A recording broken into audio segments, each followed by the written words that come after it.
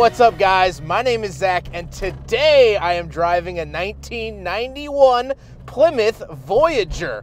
Up front is a 2.5-liter inline-4, and down below is a 5-speed manual transmission. That's right, this is a manual minivan, something that was not very common even back in the day, but has since gone away from the American market, so I'm excited to share this awesome van with you guys today. But if you'd like your car reviewed here on the channel, you can submit it to my website, zackpradel.com. The form takes less than a minute to fill out, and you can get a video of your car, just like the one you're watching now of this Plymouth Voyager. But let's get back to that 4-cylinder under the hood. Well, there was a couple engines offered here in the Voyager back in the early 90s. 1991 was actually the first year of this body style. And you could get a Mitsubishi V6, you could get a couple other engines, but this is known as the slant 4-cylinder, and it makes exactly 100 horsepower, which is just a satisfying number to see. But like I said, paired to it is a 5-speed manual transmission. Now, this was an option on this generation of Plymouth Voyager. However, the only year it wasn't offered was 1991.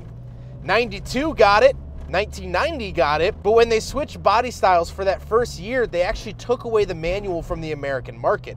Overseas in Europe, they still had it. So this has actually been swapped to a factory correct 5-speed manual transmission, but particularly 1991 did not get it from the factory, just so you're aware. How does the manual transmission feel?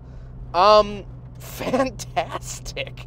I didn't expect it. It really does have a nice throw. The clutch is a little bit heavier than what I'm used to, but for a minivan, right in that perfect area, because this is a larger, heavier duty application, that is to be expected. It has a really nice feel going into gear. It's easy to drive, and honestly, I'm kind of loving it. Last but not least, the Voyager is front-wheel drive. However, in this body style, they did actually offer all-wheel drive, if that's something you want to seek out, but this is just the front-wheel drive today. So how does it feel to actually drive the Plymouth Voyager from 1991? Well, like I said, the shifter feel is great, but visibility is great. It feels kind of athletic. It feels light enough on its feet to actually be fun to drive. And something I felt with the 1983 Dodge Shelby Charger that I filmed, this 2.5-liter is so fun to beat the snot out of. It just revs and revs and revs and goes. Now, it's not like a modern 4-cylinder that's super rev happy, but it definitely has some of those attributes.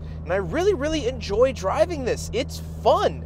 This is a minivan that's fun. My only gripe really is that the shifter is really far down, and this is the factory location for the shifter. So my arm is almost at my hip while shifting, which is fine. What can you do? So with that stuff out of the way, let's talk about the interior. Well, up above in front of me, I have my information center. So this is not only going to be for my turn signals, but when I have the parking brake on, hazard lights, things like that, that's found up top. Then we come down below a little bit, and this is our gauge cluster. Off to the left, I have my tachometer and speedometer. Although the tachometer has been swapped into this vehicle, it did not originally come with it since it was originally an automatic, but the owner, Andrew, put that in, and it is a proper Voyager cluster. And off to the right, I have my oil pressure, battery voltage, fuel, and coolant temperature. Off to the left of the cluster, I have my light settings as well as my hazard lights and my dimmer switch. And off to the right, I have my wiper options. The steering wheel has that awesome 5-point star on it that I've come to know and love from this era. And I do have horn buttons, and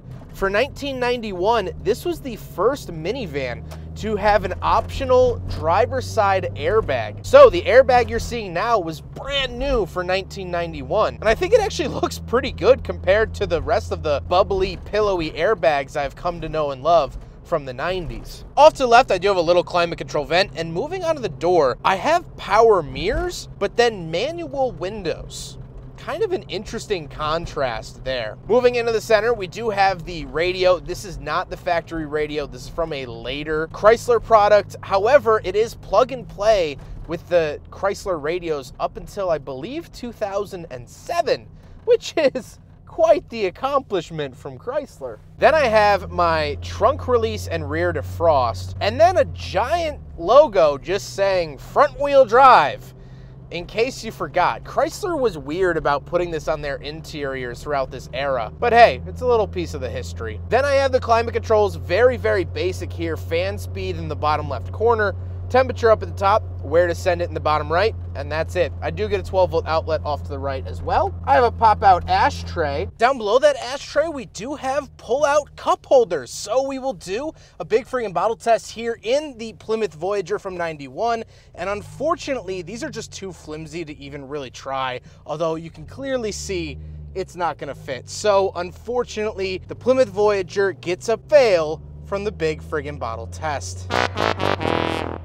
And a little fold down cubby as well, so you do get some nice storage options. And then we come to the shifter. So there's a little cubby up the front. Right now it's being used to hold cassettes. And the shifter itself, it's a very economy, very rubbery, very cheap shifter. However, that's what I would expect out of a vehicle like this. Now we gotta talk about the seats. The seats are really comfortable. I'm enjoying them. I think the 90s were peak seat comfort, and that is very, very clear here in the Plymouth Voyager. However, speaking of seats, we do have 2 more rows of seating, so let's go do some back seat reviews. So, as you'll notice with the back seat, there is only one door. It's manual, and it's on the passenger side. This was very, very common in this era. Almost no minivans or vans at all had doors on both sides. That really became a thing like end of the 90s, 2000s.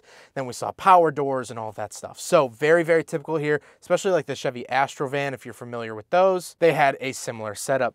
The seats back here are fine. I do get an ashtray over here. Gotta love the late 80s, early 90s. 2 cup holders that are tiny, some storage, and overall, it's not an amazing experience. This seat is moved back a little bit so they could be nicer and move up, but I'm in the back of a minivan. I mean, how many people grew up in seats like this? How many people saw this view? How many people saw the Grand Canyon for the first time out of a view like this? How many people saw a new state, a new park, a new this, a new that out of this view? You know, kids back in the early 90s saw the world through this view. I think that that's really cool and special. Hopping in the 3rd row, story's pretty much the same. The seats themselves are cushy, and I like that about it, but nothing really too crazy. I get storage on either side again. 2 more cup holders on this other side. So a ton of livable options here in the back of the Plymouth Voyager. However, speaking of the back of the Plymouth Voyager, let's hop out back. We'll take a quick look at the trunk and cargo space, and then we'll talk about the looks. All right, around the back of the Plymouth Voyager. Love that sticker. Pull that up. And like I said, this is a very blue-collar automobile, so it has a bunch of blue-collar stuff in the back. Not a ton of cargo space, given when the rear seat is up. However, this was before the era where seats would fold into the trunk. So even with it folded flat, I mean, you could put stuff on top of it. If you're going to use it for utility's sake, I would just remove this back seat in total. But I'm not the boss, and so that's what they look like when they're folded down. Not much extra room. Now we got to talk about the looks, and it's not an outwardly pretty automobile. I don't think it really won any design contests back in the day, but it does give me that warm and fuzzy feeling that 90s cars do, because I grew up around them. I saw these all the time when I was a kid. This was a very common sight. And so sure, maybe you didn't love everyone in your elementary school class, but seeing their faces again when you're older brings you that sort of warm nostalgia. That's exactly what this van does. I never owned one of these. My parents didn't have one of these when I was growing up, but I saw them. They were a part of the background when I was figuring out the whole walking and talking thing, of which one of those I seem to be doing pretty all right at. I'll let you pick which one. So now let's get on to my final thoughts. What do I think driving the Plymouth Voyager from 1991?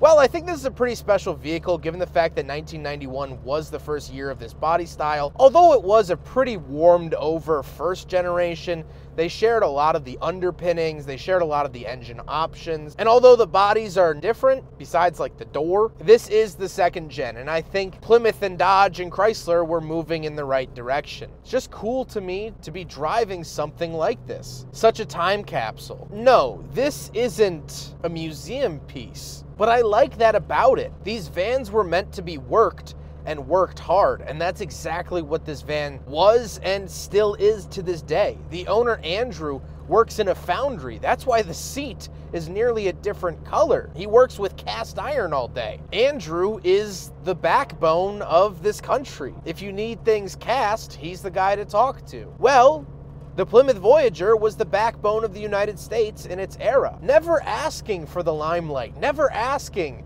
for fame and fortune.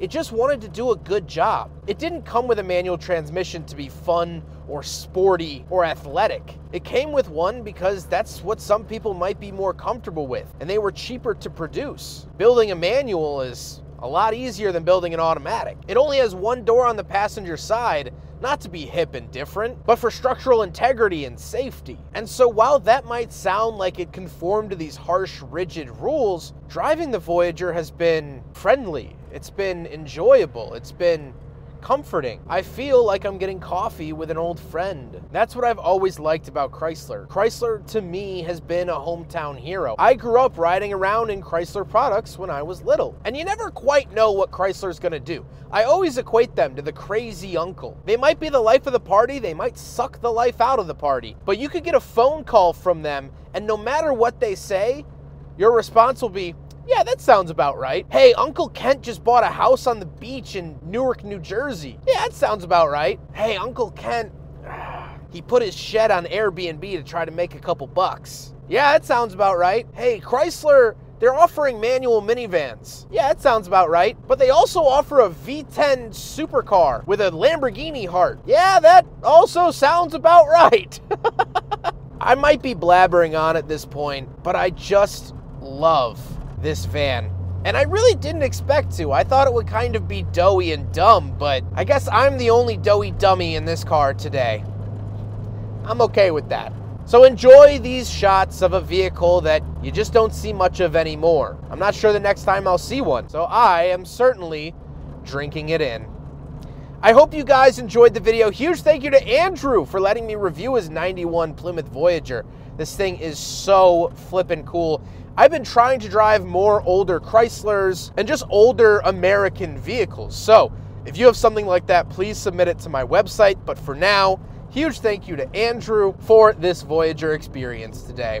But I hope you guys enjoyed the video. Don't forget to rate the video, comment on the video, and subscribe if you really liked it. Take care, guys.